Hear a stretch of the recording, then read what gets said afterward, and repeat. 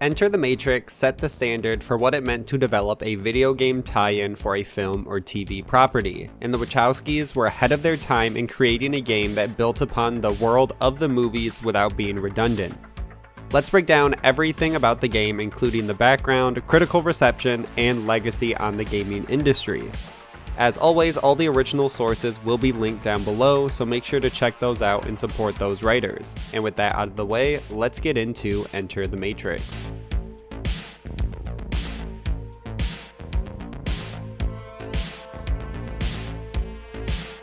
Enter the Matrix was developed by Shiny Entertainment, who had previously worked on Earthworm Jim 1 and 2, which became instant hits in the gaming community. They then went on to make a few other games such as MDK, Wild 9, and Messiah that all varied in success.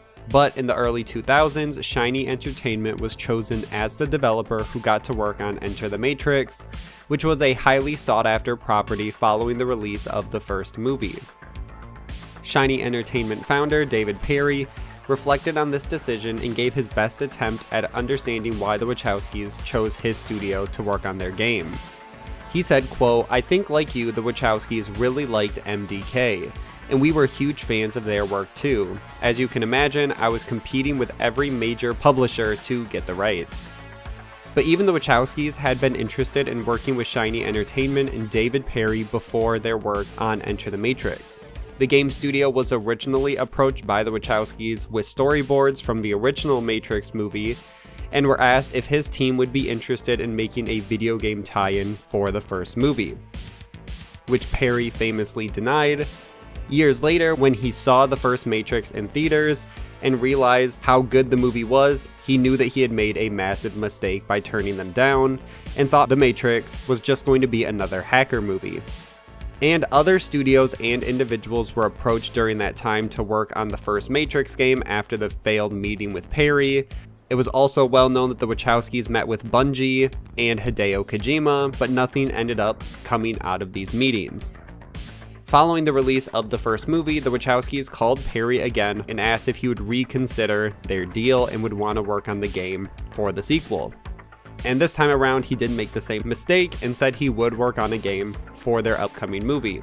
The Wachowskis said this game would be a video game tie-in for the film, and the deal was signed in 2001 and work was started on the game. Now, they were given a pretty quick turnaround because they wanted the movie and game to launch within the same time frame, and the movie was launching in 2003, which means that the game had to be done in 2003 and development wasn't started until 2001. So it was a very quick time frame for them to get all these assets and really make the game they wanted to make.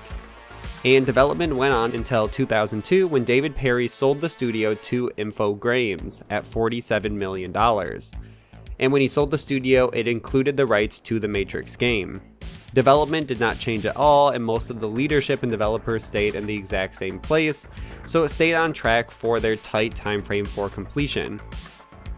Also in 2002, the game was the cover of Game Informer and gave us the first real details about the game, including screenshots. It was also when the game was first considered multiplayer. The quote said, "If you want to take a break from the quest, Shiny has also included a dojo that can be used for sparring against a friend." And a lot of the features, screenshots, and everything from the game started to get fans hyped up even back then. The game also had a lot of help from the original team that worked on the movies through the development. The game had Don Davis, the composer of the movies, also make the music for the game. The developers themselves were also flying to Australia to visit the set for the movie so they could understand the areas and replicate them in-game. The game itself was written and directed by the Wachowskis and was meant to take place at the same time as The Matrix Reloaded, concurrently. To go along with this, the Wachowskis also shot almost an hour's worth of additional footage for the game, with all the original actors who were in this story, and they even used the 35mm film, same as the movies. And as I said, the story follows parallel to the story of The Matrix Reloaded, which is why some characters are in and out, but why the main characters aren't seen too much.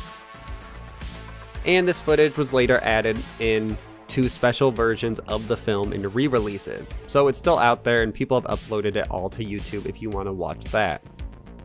And then the game launched in May 2003, and they hit their time frame, and it was released the same week as The Matrix Reloaded.